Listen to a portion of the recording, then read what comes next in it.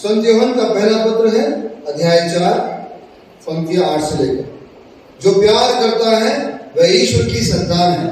बोलिए, जो प्यार करता है वह ईश्वर की संतान है और ईश्वर को जानता है, और ईश्वर को जानता है। जो प्यार नहीं करता वह ईश्वर को नहीं जानता, क्योंकि ईश्वर प्रेम है। ईश्वर हमको प्यार करता है, यह इससे प्रकट हुआ कि ईश्वर ने अपने इकलौते पुत्र को संसार में भेजा, जिससे हम उसके द्वारा जीवन प्राप्त करें। ईश्वर के प्रेम की पहचान इसमें है कि पहले हमने ईश्वर की नहीं, बल्कि ईश्वर ने हमको प्यार किया, हमारे पापों के प्रायश्चित के लिए अपने पुत्र को भेजा। कोई पढ़ेगा वहां से? देखना, बाइबल बोलिए, कोई पढ़िए जोर से, कोई पढ़िए। 4 से लेकर 8 से लीजिए, 8 से। जो प्यार करता है वह ईश्वर की संतान है, ईश्वर को जानता है। जो प्यार नहीं करता वह ईश्वर को नहीं जानता, क्योंकि ईश्वर प्रेम है। ईश्वर हमको प्यार करता है। यह इससे प्रकट हुआ कि ईश्वर ने अपने इकलौते पुत्र को संसार में भेजा, जिससे वह उसके द्वारा जीवन प्राप्त करे। ईश्वर के प्रेम की पहचान इसमें है कि पहले हमने ईश्वर को नहीं, बल्कि ईश्वर ने हमको प्यार किया और हमारे पापों के प्रायश्चित के लिए अपने पुत्र को भेजा। आगे बढ़िए। प्रिय भाइयों, यदि ईश्वर ने हमको इतना प्यार किया तो हमको भी एक दूसरे को प्यार करना चाहिए। बिल्कुल, हालेलुया। ईश्वर ने हमको प्यार किया तो हमें भी एक दूसरे को प्यार करना चाहिए। तो बड़ा मुश्किल है, तो बड़ा कठिन है। हम कहाँ करते हैं? हम तो दूसरों को बुरा बोलना, लड़ाई करने के लिए तैयार, बदला लेने के लिए तैयार और उन्हें नुकसान पहुंचाने के लिए तैयार रहते हैं। अगर सच में ईश्वर हमारे अंदर है तो हमारे अंदर ईश्वर का प्यार भी होगा, और जब ईश्वर का प्यार होगा तो हम जिससे भी मिलेंगे उसको क्या देंगे? जो हमारे अंदर है। हमारे अंदर क्या है? ईश्वर का प्यार है, तो उसी प्यार को बांटेंगे। लेकिन ऐसा बहुत मुश्किल से होता है, और ऐसा कभी कभी नहीं होता है। ये गुस्सा आना, झुंझला जाना है, अपने बच्चों पर भी झुंझला जाते हैं लोग, ये सब वो ठीक नहीं है। ठीक है, गुस्सा आना मानवीय प्रकृति है, गुस्सा आना चाहिए। सबको आता है गुस्सा? कुछ ऐसे हो गए तो जरूरत से ज्यादा गुस्सा आता है। मुझे भी गुस्सा आता है, आपको भी आता है? एरिक गुस्सा आता है? सबको गुस्सा आता है? बताइए। गुस्सा आना अच्छी बात है, वो मान्यता है, लेकिन गुस्से पर काबू करना वो इंसानियत है। इंसान को गुस्सा आना चाहिए, लेकिन उस पर काबू करना वो आपकी इंसानियत होनी चाहिए। तो ईश्वर ने आपको दोनों गुण दिए। गुस्सा आना ये मानव का स्वभाव है, लेकिन उस गुस्से पर काबू करना वो आपकी बड़प्पन या इंसानियत है। क्या प्रभु गुस्सा नहीं आया था? बिल्कुल आया था। याद है कहां पर आया था? मंदिर में, जब लोगों ने उनके मंदिर को बाजार बना लिया था। मुझे बड़ा दुख लगा, अरे मेरे पिता का घर और बाजार बना है, लेन देन का अड्डा बना है, और उन्होंने गुस्से करके सबके टेबल ढकेल दिए, गिरा दिए और कहा बाहर निकल जाओ, ये मेरे पिता का घर है, इसे बाजार मत बनाओ। और आप भी यहाँ जो बैठे हैं, हमारे अंदर भी गुस्सा भी है और उस पर काबू करने की शक्ति भी है। लेकिन कई बार बड़ा दुख होता है कि गुस्सा इतना हावी हो जाता है, यानी शैतान, कि उस गुस्से के द्वारा हमारे रिश्ते टूट जाते हैं, मन मुटाव आ जाता है, दुश्मनी बढ़ जाती है। मैं तो कहता हूँ प्यारे भाई बहनों, गुस्सा आना सही है। अगर गुस्सा आ भी गया और कुछ बात हो भी गई, उसको उसी दिन सुलझा लीजिए, अगले दिन के लिए मत ले जाइए। नहीं तो ये जो दरार है ये धीरे धीरे बढ़ने लगेगी, और एक दिन ये दरार, या बोलते क्रैक, इतना ज्यादा बढ़ जाएगा कि फिर उसको भरना मुश्किल पड़ जाएगा। Hallelujah, hallelujah, hallelujah, hallelujah. तो मनमुटाव होना लाजमी है, हो सकता है, लेकिन उसका निवारण उसी दिन हो जाना चाहिए। अगर सास और बहू में कुछ बात हो गई, अनबन हो गई है, मनमुटाव, लेकिन रात को सोने से पहले एक बार सास अपनी बहू से ही कह दे, बेटे आज जो कुछ भी हुआ भूल जाना, आराम से सोना, टेंशन मत लेना, मैंने तुम्हें माफ कर दिया है, तुम्हें मुझे माफ कर दो। और मुश्किल है या आसान है? आसान है। या बहू सास के पास जाकर कहे सोने से पहले, माँ जो भी आज गुस्सा आया मुझे वो भूल चूक में हो गया, कोई बात नहीं, भूल जाइए, आराम से सोने जाइए। तो सास कितनी मुस्कुराती हुई सोने जाएगी, मेरी बहू ने मुझे माफ कर दिया। कुछ ऐसे बच्चों में है, माँ बाप ने अपने पुत्र को डांट दिया, इतना डांट दिया कि पुत्र नाराज हो गया और बस खाना नहीं खा रहा है, बात नहीं कर रहा है, टीवी भी नहीं देख रहा है, मुंह बना के बैठा है। और ऐसे ही यदि वो सोने जाता है और अगले दिन फिर उठता है और ये जो कड़वाहट है, गुस्से की जो ये भावना है वो और बढ़ जाएगी। और अगर ये चलता रहा 2-4 दिन तो दरार पड़ जाएगी, और ज्यादा चला तो दरार और बढ़ जाएगी और फिर इसको भरना मुश्किल पड़ जाएगा। एक साधारण सा उदाहरण है, आपके घर में जब कोई दरार आ जाती है दीवार में तो आप तुरंत मसाला भर देते हो, उसमें सीमेंट भर देते हो, लेकिन फिर दोबारा उसमें दरार आ जाती है, कभी वो सीमेंट से रिपेयर नहीं होती है, बार बार आती रहती है, अंत में दीवार तोड़कर दूसरी दीवार बनानी पड़ती है। ये तो खैर संसारिक वस्तु की बात मैंने कही, पर हमारे जो रिश्ते हैं उनकी दरार भी कुछ ऐसी है जो जितना भी भरे बड़ा मुश्किल है, नहीं भर पाती है। तो हमने पढ़ा कि हम एक दूसरे को प्यार करें क्योंकि ईश्वर से प्रेम उत्पन्न होता है। ये प्रेम कहां से आया? ईश्वर से आया। और इसमें लिखा है ईश्वर आप सबको क्या करता है? प्यार करता है। मैंने आज सुबह कहा था प्रार्थना में, मेरे मन में बात आ रही थी कि चिंता ना करो, बुलाए गए तो बहुत हैं लेकिन इस समय चुने गए थोड़े हैं। संदेश सबके पास गया था, आपको याद होगा वो दृष्टांत जिसमें मालिक ने कहा जाओ मेरे बेटे की शादी है और सब कुछ तैयार है, बुला के लाओ। तो गए, अरे मुझे मैंने आज बैल खरीदे हैं, मेरी आज शादी हुई है, मेरे पिताजी मर गए हैं, सब अब बहाना बनाने लगे, मुझे अपने बैल को जरा टेस्ट करना है और मेरी शादी हुई तो मैं कैसे आऊँ, मेरे पिताजी मर गए, मुझे दफनाने जाना है। और जब नौकर वापस आए, मालिक कोई भी नहीं आ रहा है, सब बहाने बना रहे हैं। अच्छा ठीक है, कितने सड़क पे हैं, जहाँ भी हो ढूंढ लाओ। और बताते हैं कि उसका घर उन लोगों से भर गया। तभी अचानक राजा की निगाह एक व्यक्ति को गई जो सूट बूट पहन के आया था। तो उन्होंने कहा भाई तुम कहां से आए? ये तुम्हारे लिए नहीं है, तुमने बारात के वस्त्र नहीं पहने। अर्थात जिनको बुलाया गया था वो तो नहीं आए, लेकिन जिनको नहीं बुलाया था उनको बुलाया गया, चुना गया और उस दरबार में भरा गया। ये स्थान उनका है, तुम्हारा नहीं है। मैं समझता हूं हर जगह ये बात बतलाई गई होगी। आइए और यहाँ पर साधना में भाग लीजिए। मैं खुद भी साधना करने आया, बड़ी खुशी से आया। जब मुझे मौका मिला, सुनने को मिला, तो मैंने कहा चलो मेरे लिए भी अच्छा मौका है, मैं भी 4-5 दिन प्रार्थना में बिताऊंगा। आपको पता मैं कब आया? मैं 23 तारीख को रात को 11:30 बजे हम पहुंच गया था, 23 तारीख। और आप लोग कब आए? कल आए 24। और कल शाम से हमने रोजी प्रार्थना के द्वारा, भाई अजय के द्वारा शुरू किया और अब हम पूर्ण रूप से इसमें प्रवेश कर रहे हैं। तो बिल्कुल चिंता मत कीजिए, प्रभु के लिए एक व्यक्ति भी बड़ा कीमती है। एक व्यक्ति बड़ा कीमती बात जॉन पॉल ने कहा, ना कुछ भी हो जाए, चाहे 2 लोग भी आए, हम प्रार्थना जरूर करेंगे। प्रार्थना तो प्रार्थना है, एक व्यक्ति भी कर सकता है और 2 भी कर सकते हैं। लिखा क्या है बाइबल में? जहां 2 या 3 मेरे नाम पर इकट्ठे हैं, मैं उनके बीच मौजूद हूँ। आज समझ लीजिए कि छोटा सा जो ग्रुप है इसमें ज्यादा फायदा होने वाला है। वो कैसे? खुदा का ध्यान आप पर ज्यादा जाएगा। भीड़ होती तो ध्यान भटक जाता, अरे ये बहन, अरे उधर, अरे उधर, अरे वो। तो अब बहुत कम लोग हैं तो खुदा का ध्यान एक पर जा रहा है। और मुझे भी बड़ा अच्छा लग रहा है कि मैं सबको देख सकता हूँ और सबके चेहरे को देखकर बात कर सकता हूँ, और आप भी मेरे चेहरे को देख रहे हैं और हम खुदा के वचन को बड़ी गंभीरता से सुन रहे हैं। भीड़ होती तो शायद एक आधा उधर खिसक जाता, एक आधा उधर निकल जाता, पता भी नहीं चलता और प्रार्थना चलती रहती। याद है रक्तस्राव से पीड़ित स्त्री के बारे में, जो 12 साल से बीमार थी, उसके शरीर से खून बहता था। बहुत भीड़ थी, बहुत भीड़ थी, इतनी भीड़ के लोग यीशु के ऊपर गिरे जा रहे थे। कोई कपड़ा छू रहा होगा, हाथ पकड़ रहा होगा, शायद दाढ़ी भी पकड़ रहा होगा, कोई धक्का मार रहा होगा, लेकिन किसी को चंगाई नहीं मिल रही थी। उस स्त्री ने मन में क्या कहा? यदि मैं मेरे प्रभु का कपड़ा छू लूं तो मैं चंगी हो जाऊंगी। हालेलुया। इतनी भीड़ में उस एक महिला ने मन में कहा होगी, प्रभु से नहीं कहा प्रभु देखो मैं परेशान हूँ, कितने डॉक्टर के पास गई हूँ और कुछ नहीं हुआ और मेरी हालत खराब होती जा रही है, मैं आपका कपड़ा छू लूं? आजा छू लूं। ऐसा कुछ भी नहीं हुआ।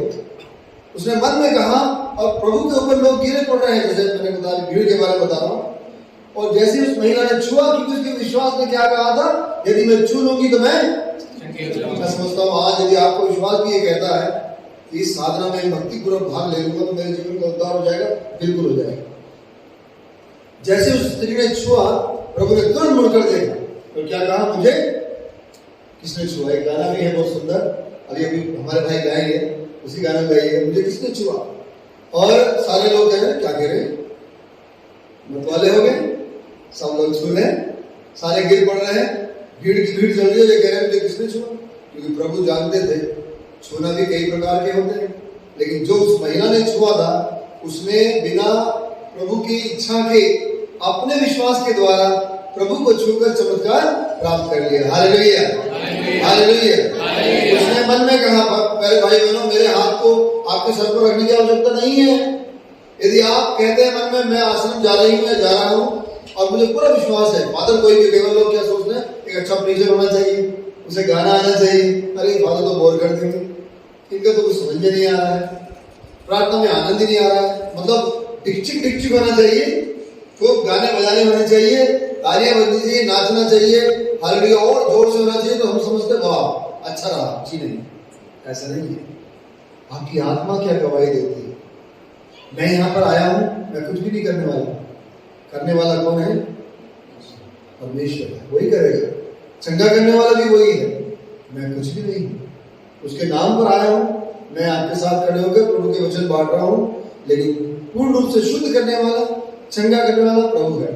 जब यीशु मसीह भीड़ में थे, शिष्य भी साथ में थे, लेकिन क्या हुआ, कोई चमत्कार नहीं हो रहा था। उस महिला ने विश्वास से कहा, मैं प्रभु के कपड़ा छूंगी तो मैं चंगी हो जाऊंगी, और तुरंत ऐसे ही हुआ, क्योंकि प्रभु को मालूम मेरे शरीर से शक्ति निकली है, शक्ति निकली है, निकाली गई है। उस महिला ने अपने विश्वास के द्वारा प्रभु से जबरदस्ती वरदान मांग लिया।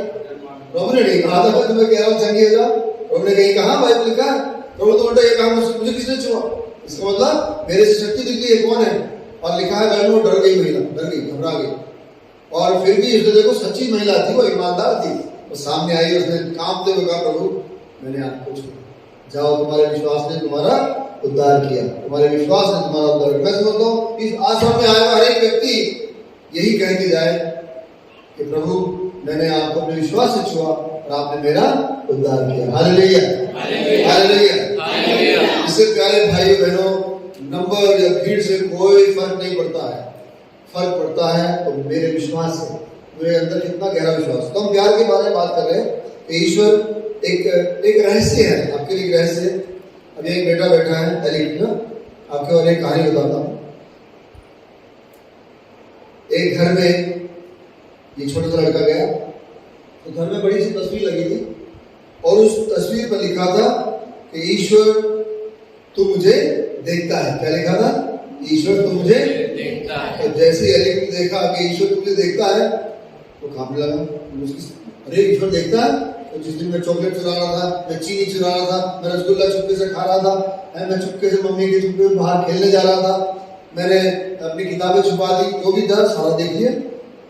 अब ईश्वर देखता तो एलिट डर गया, अब क्या होगा, तो कोई जानता नहीं, लेकिन ईश्वर तो जानता है। कई बार हमारे अंदर ईश्वर की ऐसी तस्वीर है कि ईश्वर से हमें क्या लगता है, डरने की आवश्यकता है क्या, बताइए।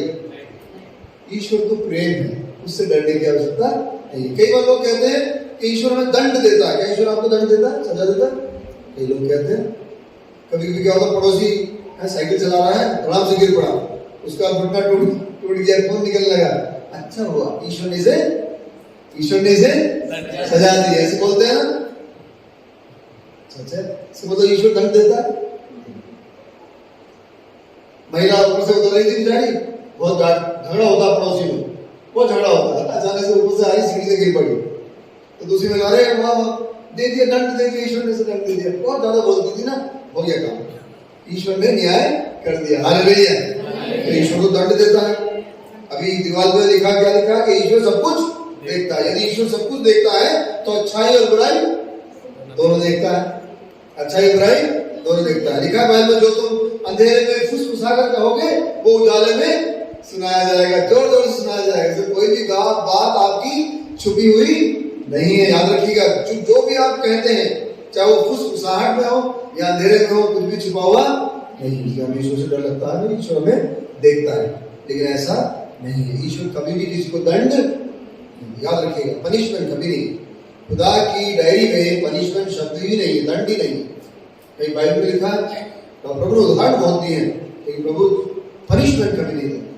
क्योंकि क्यों नहीं देता है? उत्पत्ति ग्रंथ में क्या लिखा है? परमेश्वर ने अपने ही स्वरूप इंसान को बनाया। तो हम जो बैठे हैं किसका प्रतिबिंब है? आपने चेहरे देखी, हम ईश्वर को रिप्रेजेंट कर रहे हैं। हमारे जो चेहरे हैं ये खुदा के चेहरे हैं। कहते ना आपके चेहरे पर बड़ा नूर है, नूर मतलब चमक। आज तो आपका चेहरा बड़ा अच्छा लग रहा है, ये खुदा का चेहरा है और खुदा का नूर इस चेहरे पर दिखाई देता है, रोशनी।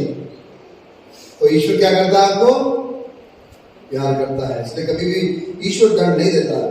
ईश्वर कभी दंड नहीं देता है, वह आपको प्रेम करता है, इतना प्रेम करता है कि वह अपनी नजरें आपसे नहीं हटाता है। अब आप कह रहे प्रभु नजरें नहीं हटाता, उसका सीसीटीवी कैमरा बहुत खतरनाक है। सीसीटीवी कैमरे हैं यहाँ पे नहीं, लेकिन लगे हुए आश्रम में। कई बार बच्चों को मैंने देखा मेरे स्कूल में, मेरे स्कूल भी है, तो बच्चे देखते हैं कि कहाँ सीसीटीवी कैमरे से बच सकते हैं, तो जहां बचेंगे फिर वहां चुपके से बैठ जाते हैं और फिर अपने खेल खेलते हैं। कुछ ताश लेके आते हैं, कुछ वो माचिस का क्या होता है उससे खेलते हैं। तो मैं जब घूमता देखो हो सीसीटीवी कैमरे की जो निगाह उससे हटकर वो चुपके से खेलते हैं। लेकिन क्या ईश्वर की निगाह से बच सकते हैं? बताइए कोई। उसके जो कैमरे हैं वो 24 घंटे ऑन है और उससे हम कभी बच नहीं। मुझे मेरा प्रभु 24 घंटे देखता है, सोते जागते उठते बैठते खाते पीते बोलते काम करते सब समय प्रभु मुझे देखता है। क्यों देखता है? क्यों देखता है? आपसे पूछता हूं, क्यों देखता है? क्या नाम है आपका? मेरी रक्षा करना। इनको क्या नाम है? आपका नाम क्या? अंजलि। बताइए बहन जी। इसलिए 24 घंटे देखता है, आपकी बुराइयों को देखता है, अच्छाइयों को देखता है, हर समय देखता है, कुछ तो छुपता नहीं। चलो हम पर्दा लगा लेते हैं। ये सही कहा, ईश्वर इसलिए देखता है क्योंकि वो हमसे बहुत ज्यादा प्यार करता है। एक बार शायद आप अपनी माँ की निगाह से बच सकते हैं, हट सकते हैं। एक बार शायद पिताजी कहीं कहाँ गया बेटा भी दिख रहा था। प्रभु जो है, जो हमारा सर्वशक्तिमान पिता है, उसकी निगाह हमारे ऊपर हमेशा बनी रहती है। आपने कभी तस्वीर देखी होगी गार्डियन एंजल एक बच्चे को के साथ चल रहा है, बच्चा आगे खाई है और गार्डियन एंजल अपना हाथ से उसको संभाल रहा है। ईश्वर हमारे साथ है, गार्डियन एंजल के रूप में, रक्षक दूत के रूप में भी। तो याद रखिए ईश्वर हमसे क्या करता है? प्यार करता है।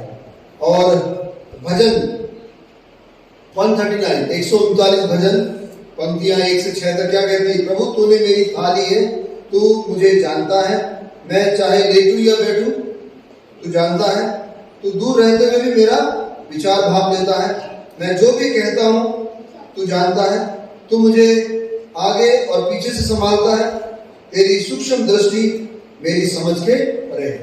तो ईश्वर की दृष्टि को मैं कभी समझ नहीं पाऊंगा, लेकिन ईश्वर हमेशा देखता है। आप कभी उसकी व्याख्या नहीं कर सकते हो या कभी भी उसके बारे में प्रभु जो देख रहा है नहीं कह सकते हो, क्योंकि उसकी निगाह हमेशा आप पर लगी हुई है। आइए गाना हम गाएंगे, मुझे किसने छुआ। मैंने स्त्री के बारे में बताया, तो ये जो छूना है ये बहुत महत्वपूर्ण है। कौन नहीं चाहेगा प्रभु मुझे छूए?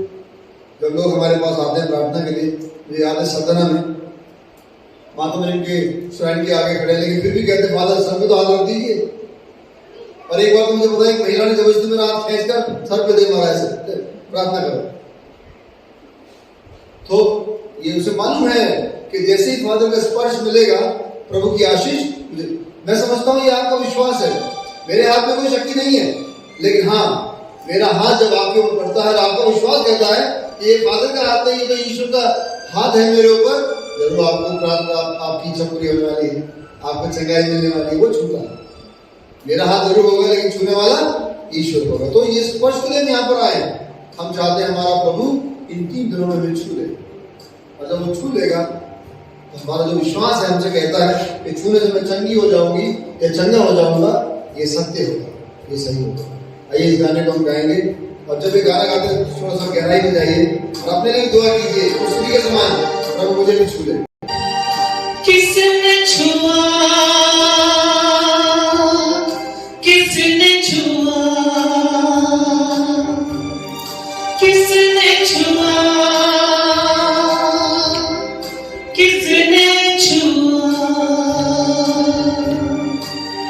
यीशु ने पूछा उससे, मुझको किसने छुआ, किसने छुआ, किसने छुआ।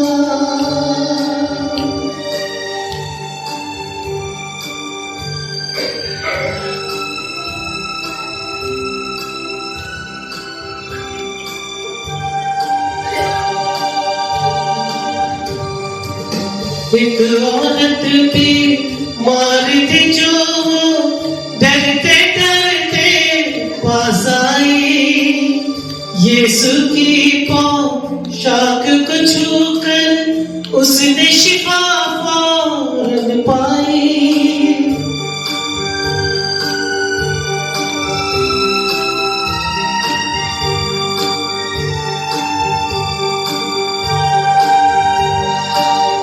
एक औरत बीमार थी जो डरते डरते पास आई, यीशु की पोशाक को छूकर उसने शिफा फौरन पाई।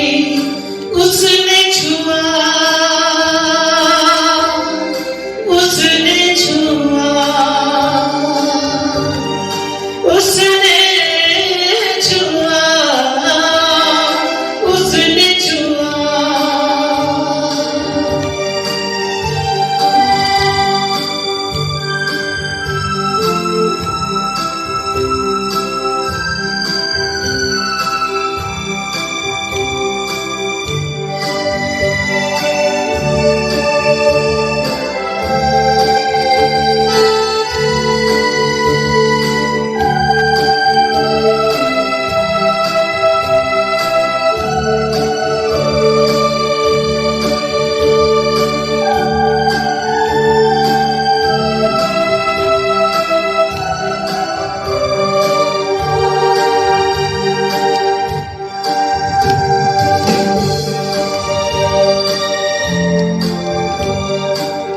उसको यकीन था छू के यीशु को वो अच्छी हो जाएगी।